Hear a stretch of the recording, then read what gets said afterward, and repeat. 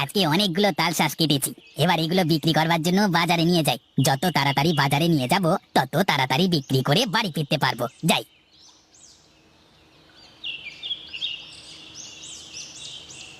আরে ও মাঝি ভাই, নৌকাটাকে একটু জোরে চালানো যায় না? আগে সাহেব চালাচ্ছি, আপনি একটু শক্ত করে বসুন, নদীতে যেন পড়ে না যান। মনে হচ্ছে গ্রীষ্মের গরম পড়ে গেছে, নয়তো হঠাৎ করে এত গরম বেড়ে গেল কি করে? আর নদীর ভেতরে আছি, তারপরেও যা গরম, একেবারে থাকতে পারছি না। আগে সাহেব, আপনি ঠিকই ধরেছেন, এটা গ্রীষ্মকাল চলছে, তাই তো এত গরম পড়েছে। গ্রীষ্মের গরমের ভেতর সেই ছোটবেলার কথা মনে পড়ে গেল। আহা, কোথায় গেল সেই দিনগুলি? আগে এই গরমের দিনে আমরা আম জাম কাঁঠাল পেট ভরে খেতাম। সেই দিন কি আর আছে সাহেব? এখন তো চারিদিকে ফরমালিন যুক্ত আম জাম কাঁঠাল, ফরমালিন ছাড়া তো কিছুই নেই। সে কথা আর বলো না, বাজারটা একেবারে ফরমালিনের ফলমূলে ভরে গেছে।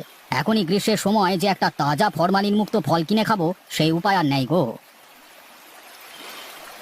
ওই তো নদীর ঘাট দেখা যাচ্ছে সাহেব, আমরা চলে এসেছি। হ্যাঁ হ্যাঁ মাঝি, যাও যাও, জলদি করে নদীর ঘাটে নৌকাটা ভেরাও। আর শোনো, আমি বাজার করেই কিন্তু চলে আসবো, তুমি নৌকা নিয়ে ঘাটেই থাকবে, বুঝলে? আগে ঠিক আছে সাহেব, আপনার জন্য আমি অপেক্ষা করব।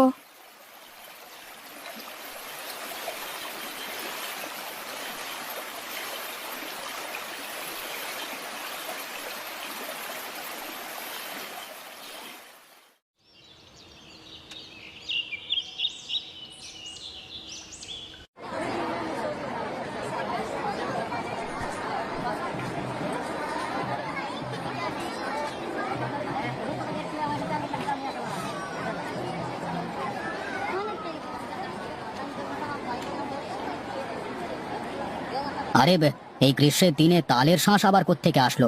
এই ফরমালিন যুক্ত বাজারে কোনো ফলই তো খাওয়া যায় না। যাই গিয়ে দেখি কতগুলো ফরমালিন মুক্ত তালের শাঁস কিনতে পারি কিনা।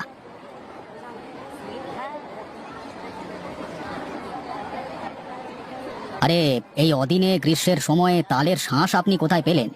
দেখে তো মনে হচ্ছে একেবারে তাজা তালের শাঁস। আগে হ্যাঁ জানাব, একেবারেই তাজা তালের কচি শাঁস। আজকে সকালেই গাছ থেকে নামিয়েছি। আমাদের গাছটাতে আবার গ্রীষ্মকালই তাল শাঁস হয়ে যায়, তাই তো এই অদিনেই তাল শাঁস নিয়ে এসেছি বিক্রি করতে। গ্রীষ্মের দিনে এত জলদি তালের শাঁস দেখে আমি খুবই অবাক হয়েছি।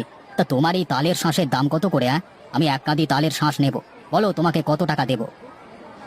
আগে সাহেব, এক কাঁদি তালের শাঁসের দাম মাত্র 50 টাকা, তবে আপনি চাইলে 10 টাকা কম দিতে পারেন। আচ্ছা ঠিক আছে, আমি তোমাকে 50 টাকাই দিচ্ছি। তুমি আমাকে এক কাঁদি কচি দেখে তালের শাঁস দাও তো। আর শোনো, তালের শাঁসগুলো খেতে যেন খুবই মিষ্টি আর সুস্বাদু হয়। হ্যাঁ, আমার গাছে তালের শাঁস নিয়ে আপনি একদমই চিন্তা করবেন না সাহেব। এই গাছে তালের শাঁস খেতে খুবই মজা আর সুস্বাদু। আপনি একবার খেলে দেখবেন আবারও খেতে চলে এসেছেন।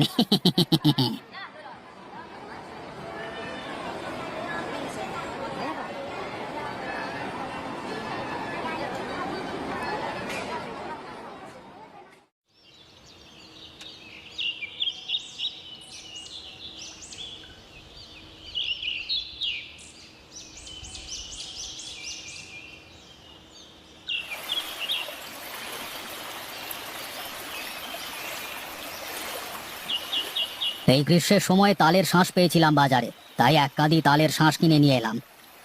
আগে হ্যাঁ সাহেব, তা তো দেখতেই পাচ্ছি, ইচ্ছে করছে একটা তালের শ্বাস খেয়ে দেখি, কিন্তু নৌকাতে তো কোনো দা বা বঁটি নেই যে কেটে খাবো। আরে তোমার কপালে নেই, বুঝলে? এখন জলদি করে নৌকাটা ছাড়ো মাঝি, ওদিকে যে বাড়িতে আমার ছোট্ট মেয়েটা আমাকে না দেখতে পেলে আবার খুব রাগ করবে। আগে ঠিক আছে সাহেব, আমি এক্ষুনি নৌকাটা ছেড়ে দিচ্ছি।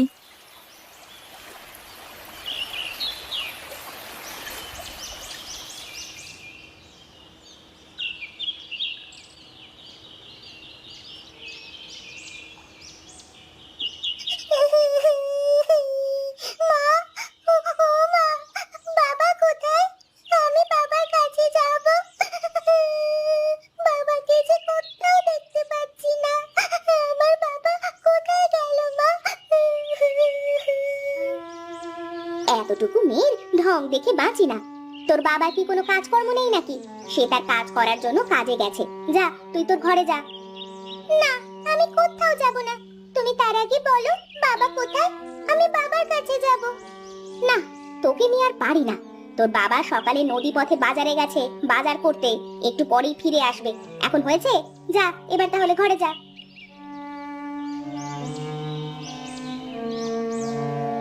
এই দেখো মামুনি, তোমার জন্য আমি কি এনেছি, একেবারে তাজা আর কচি তালের শাঁস।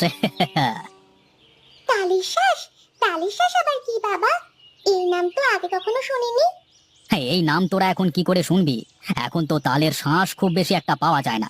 যদি পাওয়া যেত তাহলে তোকে এনে খাওয়াতাম, তখন ঠিকই চিনতে পারতিস, বুঝলি? তাহলে তো আমার কোনো দোষ নেই বাবা। যদি তুমি আমাকে তালের শ্বাস খাওয়াতে তাহলে আমিও তালের শ্বাস চিনতে পারতাম। হয়েছে মা, হয়েছে, এখন থাম। এখন তোকে আমি একটা তালের শাঁস কেটে দিচ্ছি। যা, তোর মায়ের কাছ থেকে ওই বঁটিটা নিয়ে আয়, যা।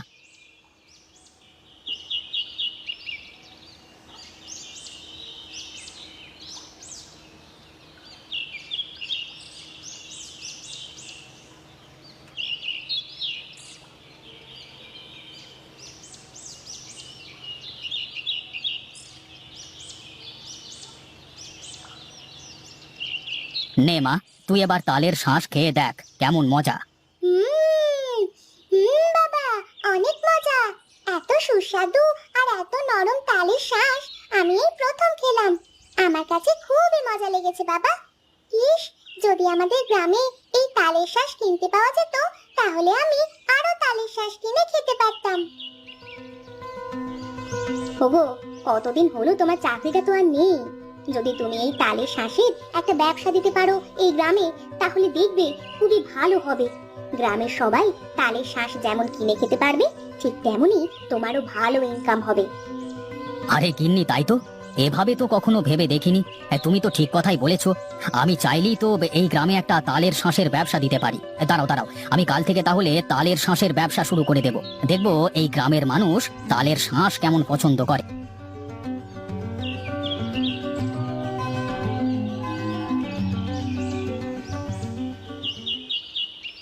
আগে সাহেব, আপনি এত সকালে আমার তাল বাগানে, তা হঠাৎ কি মনে করে এখানে এসেছেন? আমি তো কিছুই বুঝতে পারছি না। আমি এসেছি তোমার এখানে ব্যবসা করতে। কি, আমার সাথে তাল শাঁসের ব্যবসা করবে তো? আরে কি যে বলেন না সাহেব, এটা তো আমার জন্য পরম সৌভাগ্য। এটা বলুন, কিভাবে আপনাকে আমি তাল শাঁস দেব? শোনো, আজ থেকে আমি তোমার তাল বাগানের সব তাল শাঁস কিনে নিলাম। এসব তাল শাঁসগুলো নিয়ে আমি আমাদের গ্রামে বিক্রি করব। তোমার কাজ হলো তুমি তাল শাঁসগুলো কেটে কেটে আমাকে দেবে, আর আমার এই মাঝি ভাই তোমার কাছ থেকে নৌকায় করে তাল শাঁস নিয়ে যাবে, কেমন? আগে সাহেব, আর বলতে হবে না, আমি সবই বুঝে গেছি। তাহলে কাল থেকে আমি আপনাদের প্রতিদিন তালের শাঁস কেটে পাঠিয়ে দেবো, কেমন?